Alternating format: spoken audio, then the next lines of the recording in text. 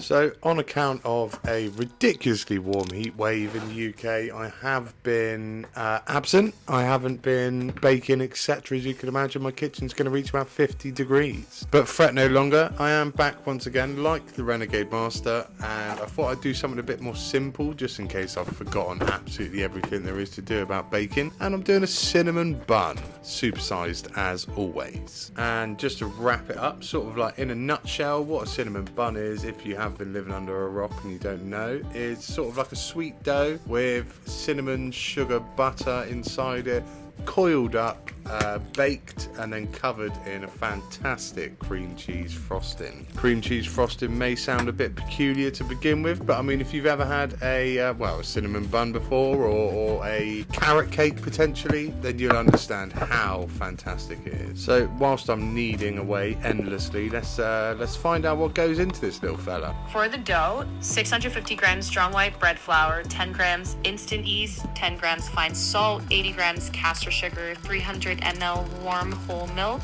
2 large eggs, 90 grams softened unsalted butter, 1 teaspoon vanilla extract. So that is the dough. Masterfully said, so I will say also.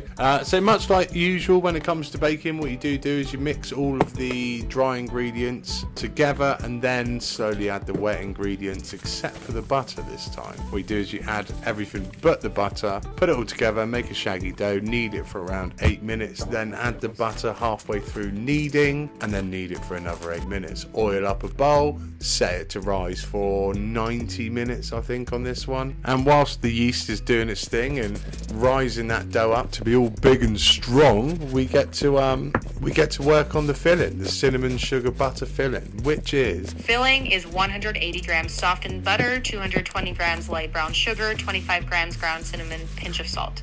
So that's all that, nice and easy. Put it all together in a bowl, mix it all up together.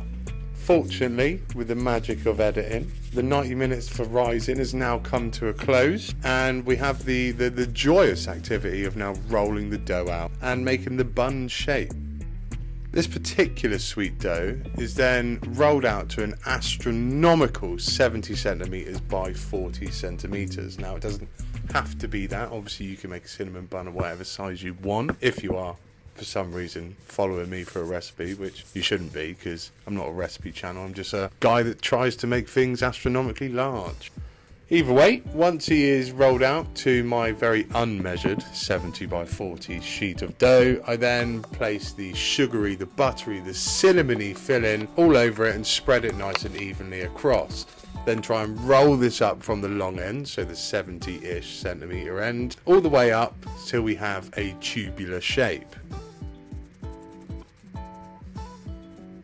Once the tubular shape is acquired, this is normally when you'd cut it into small little pieces to create individual cinnamon buns. Rather than that, I would coil up the whole roll and put it into a well-buttered tin, cake tin, 22 centimeter diameter this fella is, and then set that to rise. That then goes to rise for another 90 minutes. Once it's done, egg wash the top, put it in the oven at a very low 170 for, I can't even remember, it took longer than it was meant to. I think it's about an hour and a half, maybe a little bit more. But the main thing is get a thermometer, check the inside that it's about 90 degrees. Whilst that's doing that, let's crack on with the cream cheese frosting. Frosting: 200 grams full-fat cream cheese, 100 grams softened butter, 250 grams icing sugar, 1 teaspoon vanilla extract.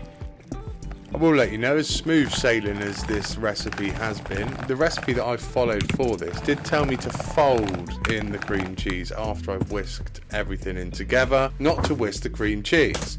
For some reason, it didn't really look that great. It was grainy, there was lumps everywhere, so I whisked the hell out of it. And it come out looking fantastic. So pour that on top of the slab of cinnamon dough, cinnamon bun that we have, which now creates the end product. And look at him, he is lovely. Little disclaimer from myself, I have been away, so obviously I've completely forgotten how to do a video, and I didn't get a cross section and I didn't weigh it. So here's a couple of stills of the cross section, and look at the swirls in them. Honestly, they're crazy, and that's all from that coil rather than just cutting it. But that's all from me from this one, or this week. So you know, I do have an absolute roster plan, so feel free to come back and subscribe and watch whatever else we got going on here. See you next week.